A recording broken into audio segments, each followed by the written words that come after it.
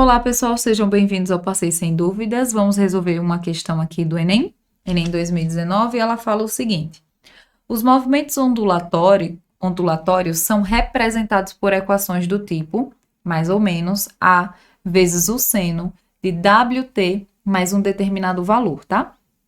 Que apresentam parâmetros com significados físicos importantes, tais como a frequência, que é igual a W, 2π sobre t, em que t é esse período, a é a amplitude ou deslocamento máximo, o θ é o ângulo de fase, né, que é de 0 até 2π sobre w, que mede o deslocamento no eixo horizontal em relação à origem no instante inicial do movimento.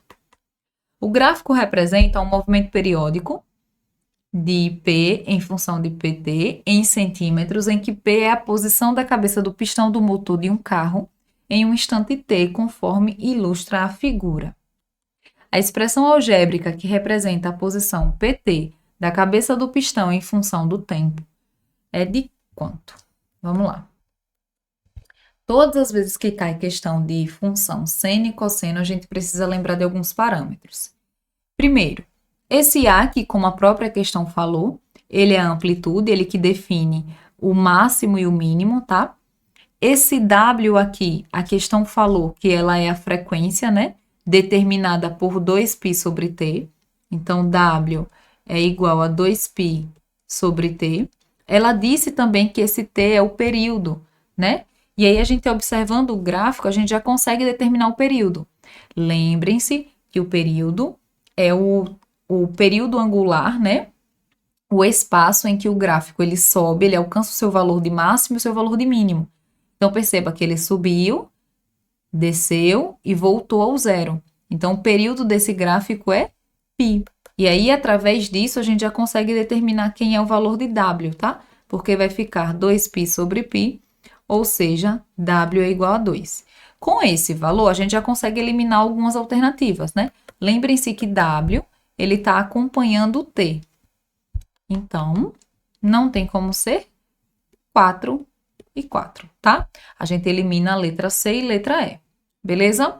Além disso, a gente já consegue determinar qual é a amplitude, né? A amplitude, ela é justamente o deslocamento vertical do meu gráfico, né? Que é 4, tá? Esse deslocamento vertical, ele também pode ter, na verdade, né? Um tamanho diferente, um início, melhor dizendo, um início diferente a depender do seu sinal.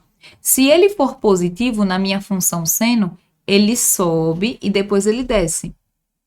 Mas se ele for negativo, ele desce e depois ele sobe.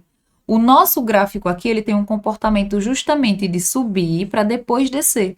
Então, nesse caso, a nossa amplitude, ela é positiva. Então, ela vai ser 4 positiva e a gente elimina já a letra B também, certo? Então, a gente só precisa agora definir justamente esse θ, se ele tem, né? Ou se ele é zero, tá? E como é que a gente vai definir esse ângulo aí, esse ângulo θ? Esse ângulo é justamente o meu deslocamento horizontal. Então, na função seno, ela começa, né, se eu tenho uma amplitude positiva, ela começa para cima, desce e vai, e aí ela para aqui porque ela sai de 0 até chegar em 2π, beleza? Só que a minha função seno, ela pode ter esse valor somado ao ângulo, esse valor aqui, cadê ele? Esse θ, somado ao meu ângulo, se houver um deslocamento horizontal. Então, esse deslocamento horizontal seria o ponto de início.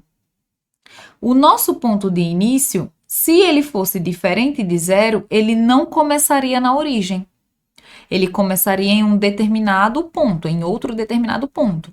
Mas o nosso gráfico, ele está começando na origem.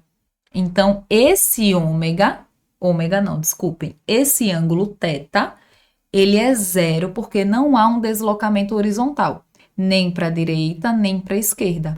Então, por isso que o nosso gabarito vai ser letra A, porque eu não tenho esse deslocamento horizontal aqui. Beleza? É isso aí, eu espero que tenha ficado claro. Realmente, questões de análise de gráfico de seno e cosseno, a gente acaba tendo um pouquinho de receio na hora de resolver, mas, comparado a outras questões, elas até são simples. É só a gente lembrar, né, o que cada elemento gera no meu gráfico. Beleza? É isso aí, galera. Tchau, tchau e até a próxima.